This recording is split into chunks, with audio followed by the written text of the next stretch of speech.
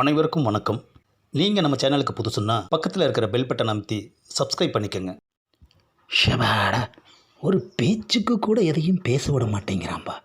மணி 10ஆவது, அரை மணி நேரம் கழிச்சுன்னா 10:30 மணின்னு தானே அர்த்தம். இவன் 10லேருந்து அரை மணி நேரத்தை கழிக்கிறான்யா. என்ன கணக்கோ. போயிட்டு கரெக்டாக 10:30 மணிக்கு வந்து வாடகை வாங்கிட்டு போ. என்ன மேலேருந்து கீழே வரைக்கும் ஒரு மாதிரியாக லுக்கு விடுற? ஒன்றும் இல்லைப்பா, ஒன்றும் இல்லை, கிளம்புறேன். எமகாத பய முதல் மாதம் வாடகைக்கு இந்த பாடுபடுத்துகிறானே ஐயா. போக போக இவங்கிட்ட எப்படி வாடகை வசூல் செய்கிறது? அப்பாடா, 20 நிமிஷம் முடிஞ்சு போச்சு. இன்னும் 10 நிமிஷம் கழிச்சு போய் முதல் வாடகை வாங்கணும். மணியை கொடுக்காம இப்படி மணியை பார்க்க வச்சு உட்கார வச்சுட்டானே ஐயா.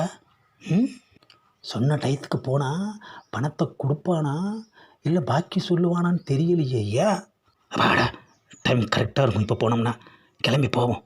என்னது, வாசப்படியிலே நிற்கிறான். சரி, இப்போ வாச்சும் வாடகை பணம் தரியா? முடியாது. என்னது, முடியாதா? ஆமாம், நீ வீட்டை வாடகைக்கு விடுறப்ப என்கிட்ட என்ன சொல்லி வாடகைக்கு விட்ட? மாதம் மாதம் கரெக்டாக வாடகை தரணும்னு சொன்னேன். சொன்ன நீயே கரெக்டாக வராமல் தப்பாக வந்து வாடகை கேட்டால் எப்படி தர முடியும்? நீ கரெக்டாக நடந்தால் தானே நானும் கரெக்டாக நடந்துக்க முடியும். என்னப்பா, வாடகை வாங்க வந்தால் புதுசாக என்னென்னமோ சொல்லி குழப்புற. நான் குடி வந்தது கரெக்டாக 10:30. நீ சொன்னபடி பார்த்தா 10:30க்கு வந்து வாடகையை கேட்டு வாங்கியிருக்கணும். ஆனால் நீ 3 நிமிஷம் லேட்டாக வந்திருக்க. அதுக்கு நீ கரெக்டாக நடந்துக்காததுனால இந்த மாதம் உனக்கு வாடகை பணம் கிடையாது. என்னது, வாடகை கிடையாதா? ஆமாம், கரெக்டாக வாடகை தரணும்னு கரெக்டான கண்டிஷன் போட்ட நீயே கரெக்டான டயத்துக்கு வராமல் கரெக்ட் இல்லாத டயத்துக்கு வந்திருக்க. இப்போ உன்னால் நானும் கரெக்டாக நடந்துக்க முடியாமல் போயிடுச்சு. எதுலேயுமே கரெக்டாக நடக்கிற என்ன கரெக்ட் இல்லாமல் நீ நடக்க வச்சிட்ட. அதனால் அடுத்த மாதம் கரெக்டாக வந்து வாடகையை வாங்கிட்டு போ, நானும் தர்றேன். சொன்ன மாதிரி கரெக்டாக டயத்துக்கு வந்து வாங்கிட்டு போ. என்ன, நான் சொல்கிறது கரெக்டு தானே? ஆஹா, முதல் மாதமே வாடகையை முழுசாக மொங்கம் போட்டுட்டு போகிறானே ஐயா.